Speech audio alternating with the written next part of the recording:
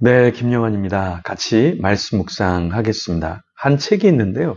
책 제목이 조금 발음하기가, 표현하기가 좀 그래서 말씀을 드릴 수는 없는데, 그 책의 내용에는 어떤 에피소드가 있냐면, 3대 독자인 외아들이 있는데요. 그 아버지가 그 아들이 이제 자녀를 낳아줄 그런 바람을 가지고 여인을 소개시켜 주는데요. 그래서 아내 모르게 여대생을 만나게 하고 그리고 자녀를 출산하게 하는 그런 내용이 들어 있습니다. 뭐 오늘날 정말 그런 일이 있을까? 이렇게 의심할 수 있는데요. 실제로 사회의 어떠한 뉴스 고발 프로그램에 보면 이런 내용들이 아직도 벌어지고 있죠. 오늘날 이런 일이 일어나는 것은 사실 불임이나 난임으로 인해서 자녀를 낳을 수 없기 때문에 자녀를 갖고자 하는 그런 마음이 있는 사람, 소원이 있는 사람을 조금 부추겨서 자녀를 낳게 하려고 하는 사회적인 어떤 문제이죠. 근데 사실 안타깝게도 영국의 인구학자 데이비드 콜먼이 2006년에 한국을 인구 감소 인구 소멸 1위 국가로 지목을 했습니다. 그래서 앞으로 이제 가장 먼저 세상에서 사라질 나라라고 했을 때 대한민국이 1위가 되는 나라다. 이런 이야기가 있는데요. 충격적인 보고가 들려오고 있죠. 저출산 시대 해법을 찾아라. 네, 저자는 1971년에 우리나라의 출생아가 한 해에 102만 4,773명이었다. 이렇게 이야기를 합니다. 그러면서 2021년에 출생아는 26만 3,173명이다. 이렇게 이야기를 하고 있는데요. 앞으로 이제 30년, 50년 뒤에는 우리나라가 저출산에서 이제 거의 출산하지 않는 나라로 뽑히고 있죠. 이런 나라에서 어떻게 하면은 저출산을 극복할 수 있을까? 많은 사람들이 자녀를 낳고 키울 수 있을까? 거기에 대한 여러 가지 대안들이 있는데요. 그것을 다 논할 수는 없지만 오늘 본문에 보면은 유다라는 사람도 자녀를 낳기 위해서 다말을 데려오는데요. 그런데 이 다말과 동침해서 자녀들이 이제 죽어 나가기 시작하죠. 유다는 자신의 씨를 이제 자녀를 잊기는커녕 있는 자식도 다 잃어버리자 이제 어떻게 행동하나요? 네, 그 내용을 오늘 좀 같이 한번 살펴볼 텐데요. 네, 창세기 38장 1절에서 11절의 내용입니다. 먼저 1절에서 5절 말씀 같이 한번 읽어 보겠습니다. 그 후에 유다가 자기 형제들로부터 떠나 내려가서 아둘람 사람 히라와 가까이 하니라.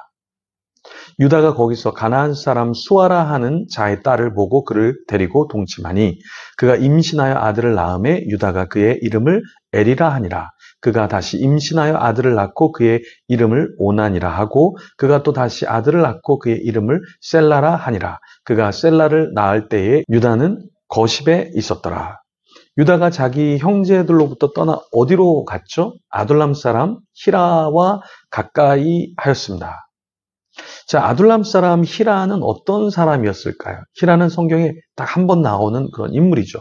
구체적인 언급이 없어서 누군지는 알 수 없습니다. 그런데 아둘람 사람이라고 하는 이 단어는 어떤 곳이었을까요? 벳 세메스 근처의 가나안 타운에 있는 자로 우리가 유추를 할 수 있는데요. 벳세메스 왕은 여호수아에게 멸망당하고 나중 다윗의 은신처로 이제 사용이 되어지는데요.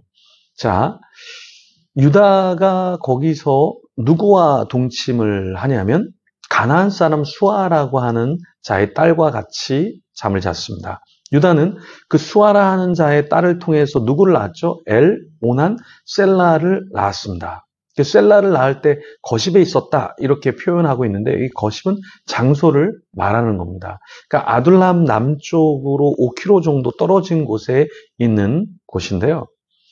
유다가 장자 엘을 위해서 누구를 데려오냐면 다말을 데려오죠. 그런데 이제 문제가 생기기 시작합니다. 엘이 죽기 시작하죠.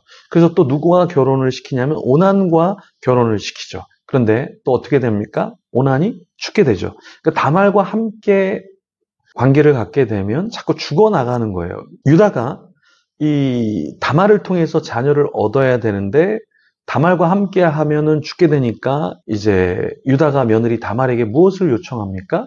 네, 수절하고 셀라가 장성하기를 기다려달라. 이렇게 이야기를 했습니다. 그런데 셀라가 크려면 굉장히 시간이 걸리니까 이 다말의 입장에서도 기다리기가 쉽지 않은 거죠.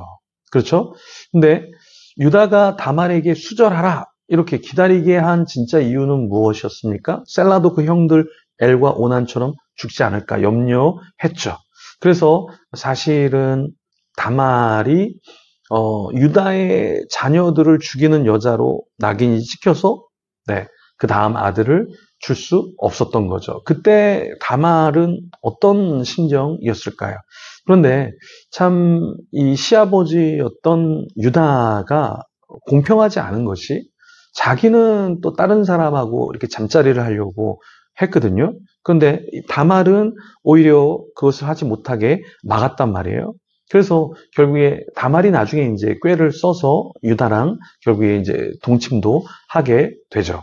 자, 여기서 유다가 부모로서 뭐 시부모로서 어쨌든 어른으로서 바른 모습을 보여주지 못하면서 다말만 책하고 다말에게 모든 책임을 전가하려고 한 이런 모습. 네, 이곳에서 우리는 어떻게 그럼 살아야 되는가 좀 고민을 해야겠죠. 그러니까 부모가 예를 들어서 스마트폰 중독이다. 부모가 게임 중독이다. 부모가 어떠한 도박 중독이다. 그런데 자녀들에게는 야, 스마트폰 만지지 마. 예를 들어서 자녀에게는 게임하지 마. 근데 부모가 막 열심히 게임을 한단 말이에요.